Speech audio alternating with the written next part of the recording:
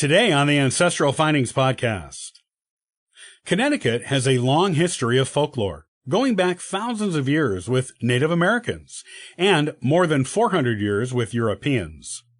Some creepy things have happened there, some of which were turned into movies. Here are some of the highlights of Connecticut folklore.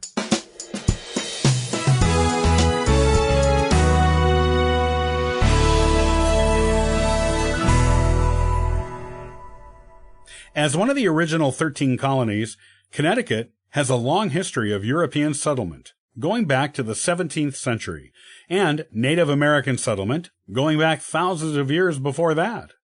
Located in snowy, freezing New England, where there is little daytime light during the winter months, this state is prime territory for a host of interesting, creepy, and detailed folklore. Here are some of its more interesting tales. Strange goings-on in Dudleytown. Dudleytown was founded, unsurprisingly, by the Dudley family.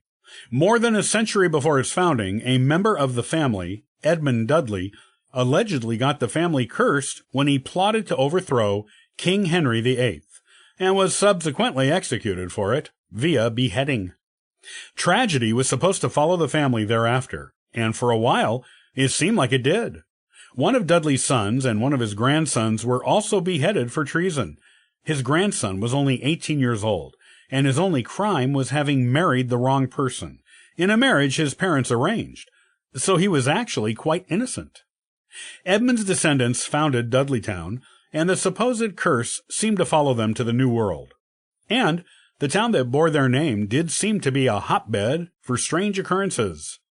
Dudleytown has experienced an unusually large number of disappearances, cases of people going insane, and deaths that occurred in bizarre ways. There was even a town-wide plague there in 1759 that was never explained, but that killed many residents of the town. So many strange things happened in Dudleytown, in fact, that people began moving away after a few generations, the ones who didn't die, or vanish anyway. Eventually, only one family, the Brophies, was left in town. Once the Brophy family was alone in town, the curse seemed to focus on them. John Brophy, the patriarch, not only lost his wife, but both his kids vanished in the forest right after her funeral. If that wasn't enough, John's house burned down, and then he vanished in the forest too. He was never found, and neither were his children. Dudleytown was deserted by the early 1900s, though its curse still seems to linger. One intrepid camper came to Dudleytown with his wife and left her alone for a day and a half, while he went to New York to take care of some business.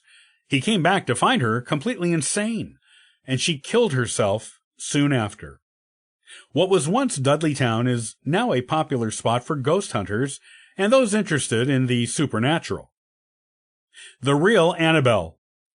Anyone who saw the movies The Conjuring and Annabelle knows about the spooky haunted Raggedy Ann doll. It's a real doll, and it is kept in Ed and Lorraine Warren's Occult Museum in Monroe, Connecticut. The doll once belonged to a student, and strange things happened in the girl's dorm once she brought Annabelle home. Guests would get phantom scratches. Pieces of paper with creepy messages appeared with childlike handwriting, and the student and her roommate experienced bad dreams while the doll was there. A psychic told them the doll was possessed by the ghost of a little girl, and the student and her roommate felt sorry for her and let the doll stay. This was the wrong move. The doll began to make violent things happen, and expert psychics Ed and Lorraine were brought in. They said it was no little girl, but a demon inside the doll, pretending to be a girl to get sympathy. They performed an exorcism on the doll, got rid of the demon, and brought the doll to their museum. It is stored with crucifixes, with their museum's most haunted items. The inspiration for A Haunting in Connecticut. Another movie was inspired by Connecticut folklore, A Haunting in Connecticut. In the real-life version, the Snedeker family moved to Southington, Connecticut in 1986. The house they moved into used to be a mortuary in the 1920s, and some of the equipment was still in the basement, along with photographs of some of the corpses that were there back in those days. The family soon started hearing strange noises and seeing ghostly figures in the house, some of which appeared quite evil. The eldest son in the family became unnaturally full of rage and beat up his cousin, and was also spun around on a gurney by seemingly no one. While the current occupant of the house says nothing unusual has happened to her there, the Snedekers definitely believed something weird to have happened to them, and they eventually left the house. Don't go down Downs Road.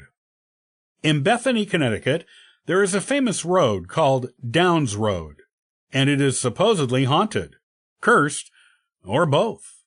People on the road feel uneasy from the vibes it gives off to the passerbys. Many people have reported seeing shadowy figures darting around on the road, and there have also been a high number of reported sightings of large-headed beings and UFOs by people on the road. There is even a Downs Road monster, which is said to be 4 feet tall and resembling a Yeti, which resides in the forest alongside the road. The Wild Man of Winsted. The Wild Man of Winsted, Connecticut, was first reported in 1895. According to the Winsted Evening Citizen, he appeared more like a man than an animal, so he couldn't be a Bigfoot. He was very tall, hairy, and limber, and also naked. The sighting of the Wild Man freaked out the town, but after the one sighting, he went back into the woods and wasn't seen again for 80 years. The Wild Man appeared again in July of 1972, and sightings of him continued for the next 2 years, then stopped again just as abruptly as the first time. There was some speculation that the second sightings may have been a man named Arthur Beckwith, who was an escaped mental patient who roamed the countryside. However, this was never confirmed.